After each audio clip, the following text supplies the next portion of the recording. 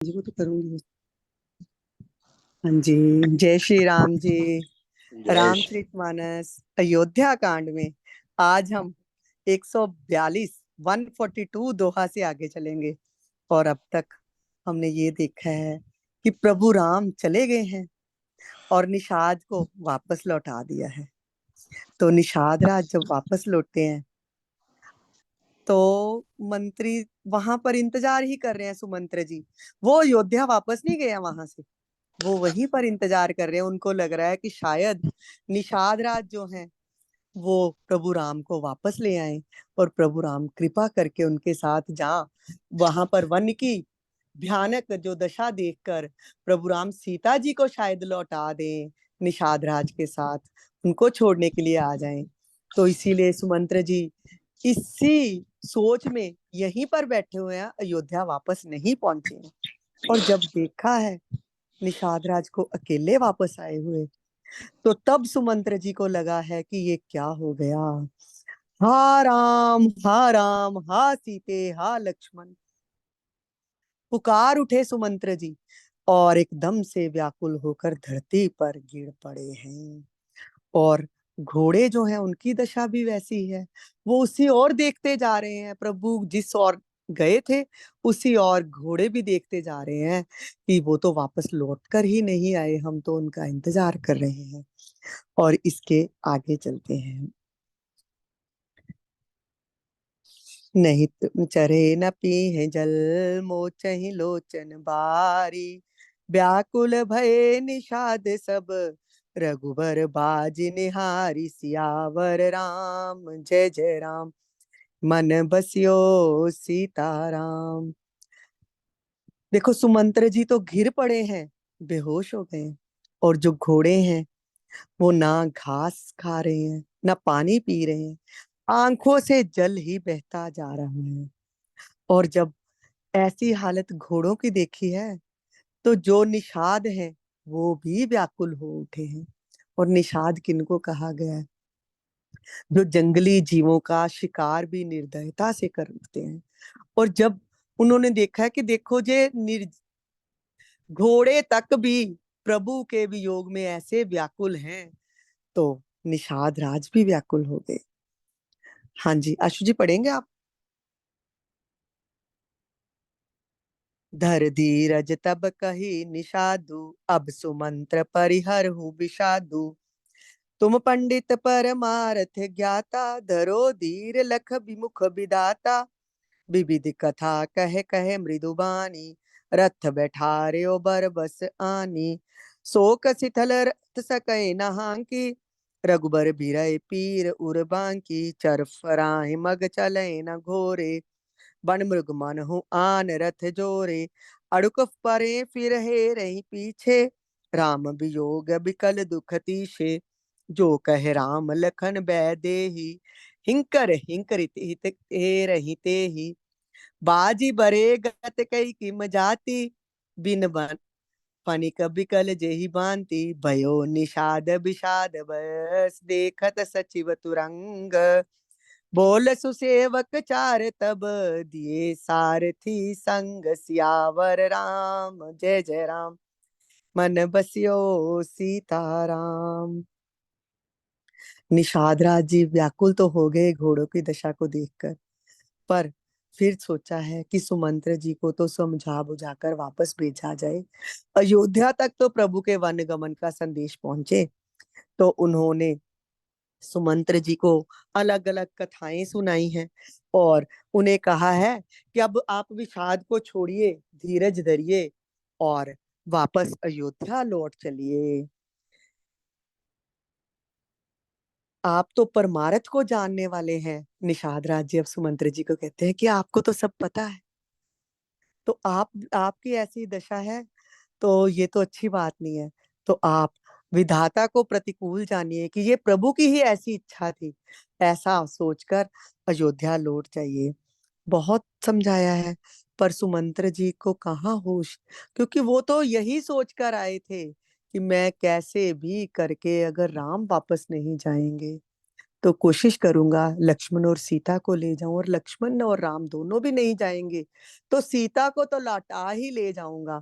पर जब कोई भी नहीं जा रहा तो अब होश आया है कि मैं उनको लेने वापस ले जाने के लिए नहीं आया था, वो इसीलिए मुझे साथ ले आए थे, मैं तो उनको छोड़ने के लिए ही आया हूँ।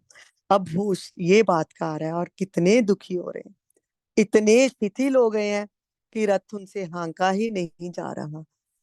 तो हृदय में इतनी तीव्र वेदना है, इतनी पीड़ा है, अब क्या करें।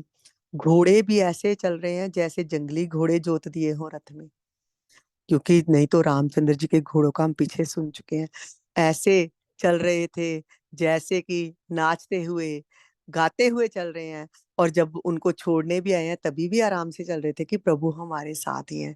पर अब घोड़ों की दशा का भी वर्णन कर रहे हैं तुलसीदास जी, कि घोड़ों की भी ऐसी दशा है जैसे कोई जंगली घोड़े लाकर जोत दिए हैं, उनको पता ही नहीं है कैसे चलना है, कोई किसी और लड़खड़ाते हुए चल रहे हैं। कभी पीछे की ओर घोड़े देखते हैं कि उधर से शायद राम तो नहीं आ रहे, और जो भी कोई अगर वहां पे बात भी कर रहा है ना, राम चले गए हैं वन में, या लक्ष्मण का नाम आता है या सीता का आता है, तो घोड़े बिल्कुल एकदम से घूम जाते हैं, उसकी ओर देखना शुरू कर देते हैं कि शायद इस ओर से आ तो नहीं रहा कोई। और घोड़ों की कहते हैं वीरे दशा तो क्या वर्णन करूं, तुलसीदास जी कहते हैं ऐसे व्याकुल है जैसे मणि के बिना सांप व्याकुल होता है। और मंत्री की और घोड़ों की दशा जब निषाद राज ने देखी है ना, तो उनको लगा है कि ये कैसे अयोध्या वापस जाएंगे, तो अपने 4 सेवकों को बुलाया है और कहा है कि ले जाओ रथ हाँक कर इन्हें अयोध्या तक छोड़ आओ, कुशलता पूर्वक इन्हें अयोध्या पहुंचा कर आओ, क्योंकि सुमंत्र जी की और घोड़ों की दशा ऐसी नहीं है कि इनको अकेला छोड़ दिया जाए और ये अयोध्या पहुंच नहीं पाएंगे, इसलिए तुम चारों जाओ और इन्हें छोड़कर।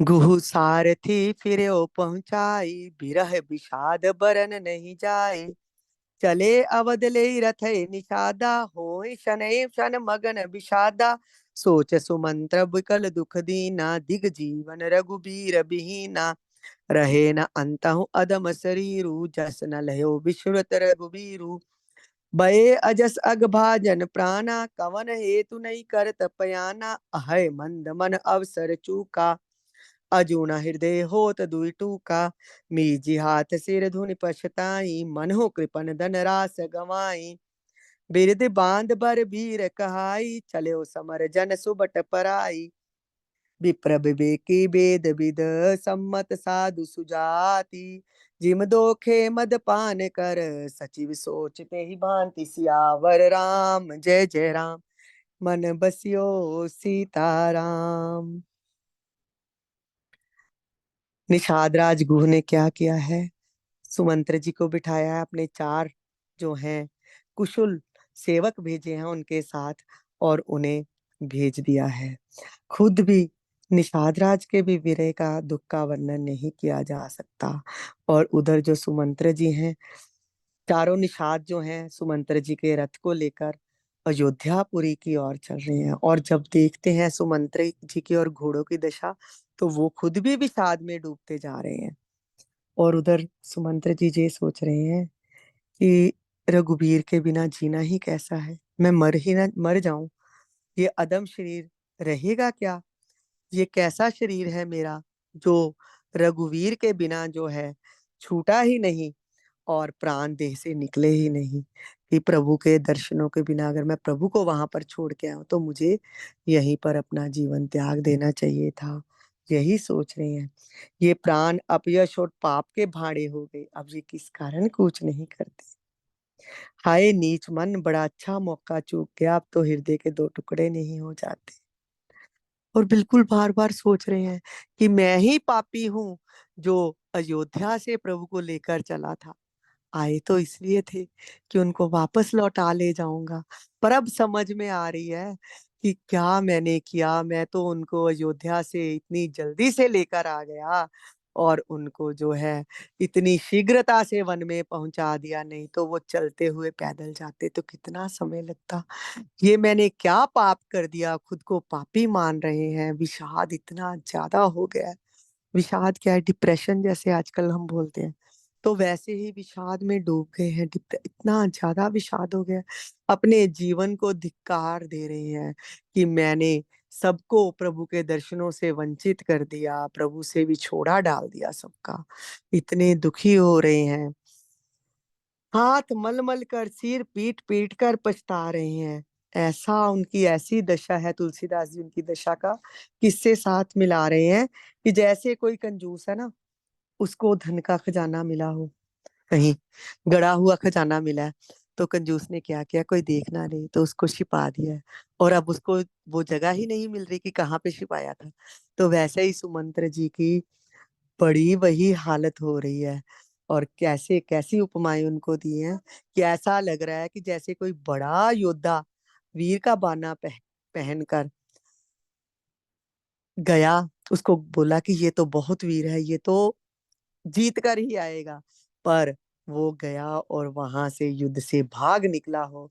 ऐसी हालत है सुमंत्र जी की, खुद को उनको ऐसा ही लग रहा है कि ये मैंने क्या किया। जैसे कोई किसी को धोखे से, किसी को कहो ना ये पी लो, और वो मदिरा हो उसमें मिली, उसको पता ही ना हो, तो वो धोखे से मदिरा पी ले और बाद में पछताए कि मेरे को पता नहीं चला, मैंने मदिरा पी ली है। तो वैसी ही हालत सुमंत्र जी की हो रही है, क्योंकि चले निकले थे अयोध्या से तो बड़े आराम से निकले थे, अपनी बुद्धि पर बहुत भरोसा था, विवेक पर, चातुर्य पर बहुत भरोसा था सुमंत्र जी को कि मैं तो इतने कुशल राजा का इतना कुशल मंत्री हूँ, मैं तो कैसे भी युक्ति लगाकर राम को, सीता को, लक्ष्मण को लौटा लाऊंगा। अगर और नहीं हो सका तो सीता को तो मना कर ले ही आऊंगा। और राजा ने भी यही आज्ञा दी थी कि कैसे भी हो जनक नंदनी को वहां वन का भय दिखाकर सुमंत्र जी लौटा लाना, कम से कम उसे देखकर तो हमारा जो है हृदय थोड़ा शांत हो जाएगा। और अब समझ में आ रही है कि मैं सोच रहा था कि मैं अपनी चतुराई से प्रभु के साथ निकल रहा हूँ, और प्रभु जो हैं वो मेरे धोखे में फंसे हुए हैं, पर अब समझ में आ रहा है नहीं, वो तो प्रभु तो मुझसे भी ज्यादा चतुर थे। वो तो मेरे साथ इसलिए मेरे को साथ में आने दिया कि मैं उनको शीघ्रता से वन तक पहुंचाऊं। और अब समझ में ये बात आ रही है तो कितना पछता रहा है सुमंत्र जी, इतने पछता रहे हैं कि जो भी हो, इससे तो अच्छा मैं मर ही जाऊं। मैं जाकर कैसे सबको मुंह दिखाऊंगा, सब पूछेंगे सुमंत्र जी राम कहाँ है, सीता कहाँ है, लक्ष्मण जी कहाँ है, तो मैं उन सबको क्या उत्तर दूंगा। यही सोच सोच कर बहुत पछता रहे हैं। जिम कुलीन तिय साधु सयानी, पति देवता कर्म मन बानी, रहे कर्म बस परिहरि नाहु, सचिव हृदय तिम दारन दाहु, लोचन सजल डीठ भई थोरी, सुने न भवन सुनई न श्रवण बिकल मति भोरी, सूखई अदर लाग मोह लाटी, जिय न जाय उर अवध कपाटी, विवरण भयो न जाय निहारी, मारे समनो पिता महतारी, हानि गलानी विपुल मन व्यापी, जम पुरुष पंथ सोच जिमि पापी, बचन न आम हृदय पछताई, अवध काह मैं देखब जाई, राम रहित रथ देखे जोई, सकुचहि मोहि बिलोकत सोई, दाही पूछहि मोहि जब, बिकल नगर नर नारी, उतर देव मैं सब ही तब, हृदय वज्र बैठारी, सियावर राम जय जय राम, मेरे मन बसियो सीताराम। कैसी कैसी उपमाएं तुलसीदास जी दे रहे हैं उनको। कहते हैं सुमंत्र जी की ऐसी दशा है जैसे कोई उत्तम कुल वाली ना, साधु स्वभाव की, समझदार और मन वचन क्रम से पति को ही देवता मानने वाली पतिव्रता जो स्त्री है ना, उसको भाग्यवश जो है पति से अलग रहना पड़े, और उस समय उसके हृदय में कैसा भयानक संताप होता है। वैसा ही संताप जो है सुमंत्र जी के हृदय में हो रहा है। नेत्रों में जल भरा है, दृष्टि मंद हो गई है, और कानों से सुनाई भी नहीं पड़ रहा। व्याकुल हुई बुद्धि बेठिकाने हो गई है, होंठ सूख रहे हैं, मुंह में लाठी लग गई है। ये सब जो दशा जो है ना, ये सब जो लक्षण बताए गए, सब मृत्यु के लक्षण है। जब मृत्यु आने वाली होती है ना, तो तब ऐसी दशा होती है लोगों की। तो यही कह रहे हैं कि वैसी दशा है, पर प्राण नहीं निकलते। तभी भी प्राण नहीं निकल रहे। क्यों? क्यों नहीं निकल रहे प्राण? देखो कितना सुंदर बताया है। प्राण इसलिए नहीं निकल रहे क्योंकि उसमें किवाड़ लगे हैं। किस चीज के? कि 14 वर्ष बाद फिर से मिलन होगा राम से। 14 वर्ष बीत जाने पर राम फिर दर्शन देंगे। वैसा ही हमारी अयोध्या में उत्सव मनाए जाएंगे। यही सोचकर धीरज धरे जा रहे हैं सुमंत्र जी, कि 14 वर्ष बाद फिर से वैसे ही मुझे राम सीता और लखन के दर्शन होंगे। कितनी कितनी सोच आ रही है, ऐसा करूं वैसा करूं, मर जाऊं। और इसीलिए तो निषाद राज जी ने 4 सेवक साथ भेजे थे, कि कहीं, इसीलिए कहते हैं ना, जब डिप्रेशन हो ना किसी का, तो उसको समझाओ कुछ ना, उसका साथ दो।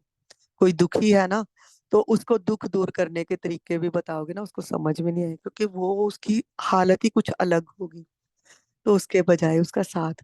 तो इसीलिए ये यहाँ पर ये भी बताया गया है। तो निषाद राज जी ने 4 जो है अपने सेवक साथ में भेज दिए हैं, कि इनकी दिमाग की दशा अभी ठीक नहीं है सुमंत्र जी के, और आप खुद ही जाकर इन्हें पहुंचा कर आओ। और ऐसे तो सुमंत्र जी सोच रहे हैं मर भी जाऊं, पर फिर दिमाग में आ रहा है नहीं, ये जो 14 वर्ष बाद तो मैं फिर से, इस अगर इसी शरीर में रहूंगा, जीवित रहूंगा, तो 14 वर्ष बाद प्रभु राम के दर्शन फिर से कर पाऊंगा। अब सुमंत्र जी जब हैं, उनकी ऐसी दशा है कि जैसे मृत्यु के लक्षण आ रहे हैं। उनके मुख का रंग ही बदल गया है। ऐसा मालूम होता है कि इन्होंने माता पिता को मार डाला हो। और जैसे कोई पापी मनुष्य नरक को जाता हुआ रास्ते में सोच रहा है ना, तो वैसी हालत है। मुंह से वचन नहीं निकल रहे, और हृदय में एक ही सोच लगी है, कि जाकर क्या कहूंगा सबसे। जब ये रथ चलता था अयोध्या में, तो लोग कैसे भागे आते थे। राम जा रहे हैं, राम के दर्शन के लिए भाग आते थे लोग। और अभी इस रथ को जब बिना राम के देखेंगे, तो वो चाहेंगे नहीं कि मेरा मुंह देखे। उनको लगेगा यही है वो, जो प्रभु राम को वन में छोड़कर आया है, मेरा मुंह भी देखना नहीं कोई चाहेगा। नगर के सब जब व्याकुल स्त्री पुरुष दौड़कर पूछेंगे कि कहाँ छोड़ आए हो मेरे राम को, तो मैं कैसे उन सबको उत्तर दूंगा। बहुत यही सोच लगी है। और यही सोच जब लगती है, तो हृदय जो है उसको घुन लग जाता है ये सोच का ना। तो फिर जो विषाद जो है बहुत बढ़ जाता है, और दुख तकलीफें आनी शुरू हो जाती हैं। तो प्रभु यहाँ पर हमें समझा रहे कि नहीं, ये सोच कि मिलन तो होगा, 14 वर्ष की अवधि बीतेगी तो आ ही जाएंगे मेरे राम। आगे चलते हैं। पूछें 145 दोहा से आगे चल रहे हैं। पूछें दीन दुखित सब माता, कहब कहाँ मैं तिनहि विदाता। पूछें जबे लखन महतारी, कयो कवन संदेश सुखारी। राम जननी जब आए धाई, सुमिर बच्च जिमले नुलवाई। पूछत उत्तर देव मैं तेहि, ये बन राम लखन बैदेही। जोई पूछे तेई उत्तर देबा, जाए अवध अब ये सुख लेबा। पूछे जबे राव दुख दीना, जीवन जास रघुनाथ अदीना। देहु उत्तर कौन मुलाई, आयो कुशल कुंवर पहुंचाई। सुनत लखन सिय राम संदेशु, तृण जिम पन परिहर हे नरेशु। हृदय न बिदरे पंकजिम, विश्रम प्रीतम नीरु। जानत हो मोय दीन विधि, ये जात न शरीरु। सियावर राम जय जय राम, मेरे मन बसियो सीताराम। अब ये सोच रहे हैं कि जब अयोध्या में प्रवेश करूंगा, तो इस रथ को आवाज सुनकर ही कैसे लोग दौड़े आते थे ना दर्शन करने के लिए। तो मुझे भी राम राम, मुझे भी प्रणाम करते थे, मैं भी सबको प्रणाम करता था। और अब जब मैं जाऊंगा राम के बिना इस रथ को लेकर, तो लोग तो मेरा चेहरा भी नहीं देखना चाहेंगे। कहेंगे यही है वो जो राम को वन में छोड़ आया है। और जब दीन दुखी सब माताएं पूछेंगी, तब मैं उन्हें क्या कहूंगा? जब लक्ष्मण जी की माता, और सबका नाम अलग अलग लिख के बोल रहे हैं, जब लक्ष्मण जी की माता मुझसे कुछ पूछेगी तो क्या उत्तर दूंगा, क्या संदेशा दूंगा, क्या कहा है लखन ने? और जब श्री राम जी की माता दौड़ी आवेंगी तो मैं क्या कहूंगा उनको? इतना, मतलब हर चीज सुमंत्र जी खुद ही दुखी है सबसे पहले तो, क्योंकि खुद दुखी है कि मैं राम को वन में छोड़ आया, मैं तो खुद को इतना चतुर समझता था कि उन्हें लौटा लाऊंगा। और अब आगे आगे, क्योंकि हृदय में विषाद है, तो सबके विषाद का भान भी हो रहा है। तो यही सोच रहे हैं कि जब सब आएंगे पूछेंगे तो हर एक को उत्तर कैसे दूंगा। और सबका तुलसीदास जी ने अलग अलग वर्णन किया है और सबके बारे में, कि जब माताएं, सब माताएं, गुरु माता जब सब आके पूछेंगी तो क्या उत्तर दूंगा, लक्ष्मण की माँ पूछेगी तो क्या कहूंगा।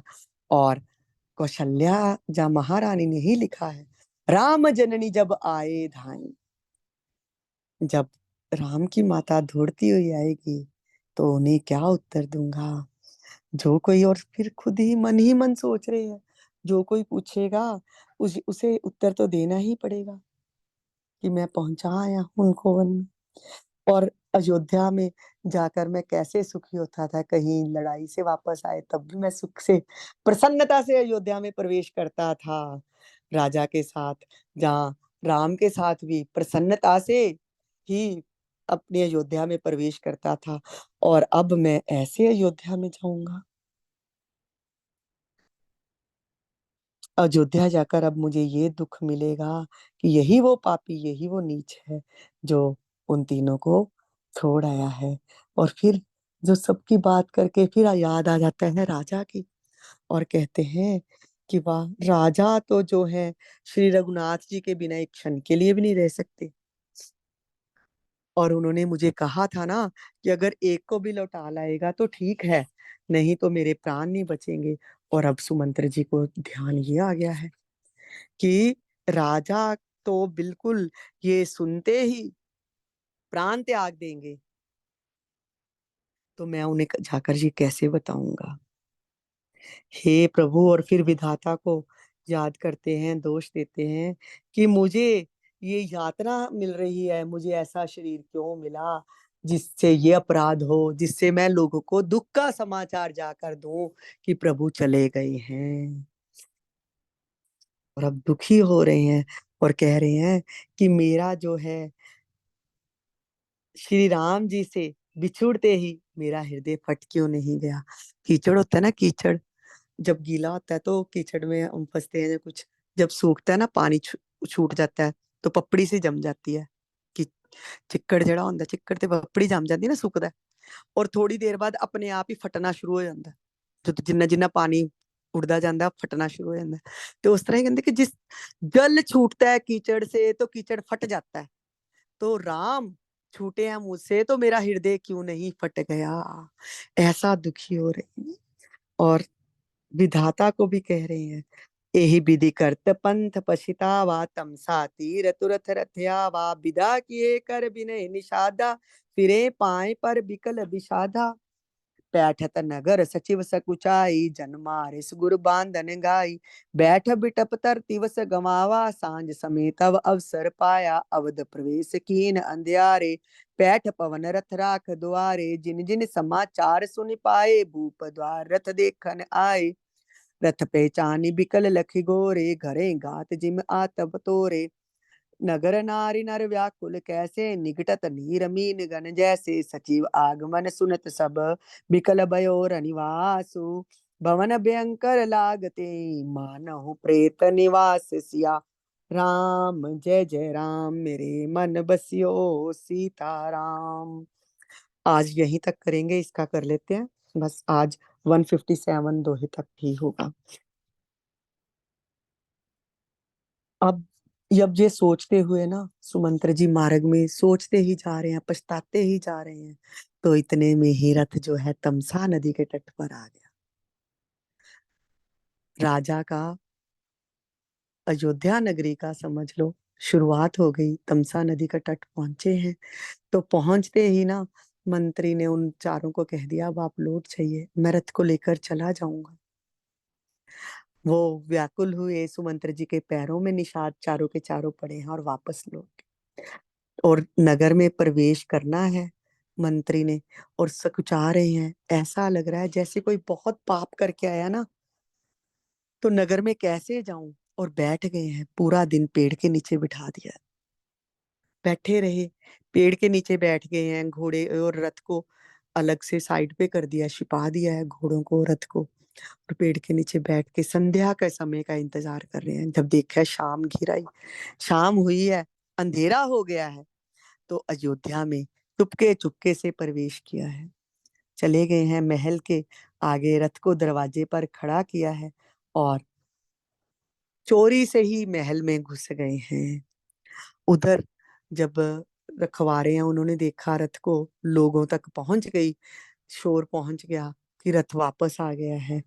रथ को पहचाना है, घोड़ों को व्याकुल देखकर लोगों ने जब, सीधी बात है कि पता तो है ही कि अगर तो रथ में कोई ना कोई वापस आया होता तो रथ तो गाजे बाजे के साथ अंदर जाता, और अगर चुपके से ही रथ कोई जहां पर छोड़ गया तो इसका मतलब वापस कोई नहीं आए हैं, ना राम आए हैं, ना सीता आए हैं, ना जानकी आई है।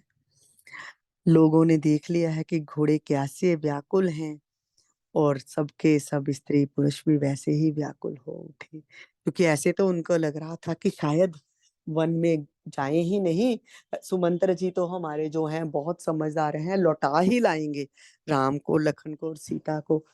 तो लग तो यही रहा था, पर जब सब पहुंच गए हैं वापस, तो बहुत बुरी हालत हो गई है। मंत्री को जब अकेला आना सुना है ना, रनिवास में भी पता चल गया, खबर फैल गई है, चाहे रात को पहुंचे हैं तो फैलते फैलते खबर सब तक पहुंच गई है। तो जब देखा है अंदर, तो रनिवास तो ऐसा लग रहा है जैसे प्रेतों का निवास स्थान, जैसे शमशान हो, इतनी बुरी हालत। तो कहते हैं ना, बिना राम के तो फिर सब मसान ही है, तो वही हालत यहाँ पर हो रही है। राम के बिना अयोध्या नगरी की जो दशा है, उसका कैसा तुलसीदास जी ने वर्णन किया है। जय श्री राम जी। आज 147 यहीं तक, आगे कल करेंगे। श्री राम जय राम, जय जय राम। श्री राम जय राम, जय जय राम। श्री राम जय राम, जय जय राम। श्री राम जय राम, जय जय राम।